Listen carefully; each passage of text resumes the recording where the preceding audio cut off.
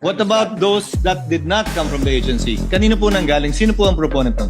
May mga proponent po na galing po sa mga senators. Sino nga po at sino po ang nagpa? Sino yung proponent at sino yung nagpasya? Dahil yun po ang gagawin natin ngayon sa plenaryo, hindi po ba? Ipopropose sa floor, pagpapasyahan po ninyo. Kung hindi agree, pwedeng pagbotohan.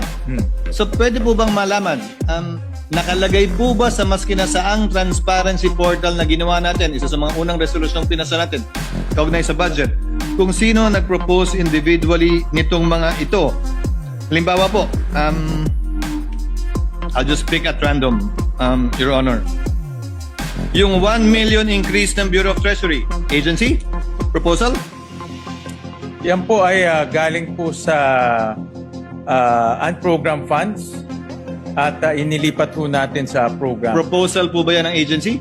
Proposal po ng technical working group nung pinag-usapan ho. Sino, ano pong pangalan at address ni TWG? I mean, again, we want transparency, Your Honor, right? So we have to put it on the record. Yeah. Well, The whole changes involved in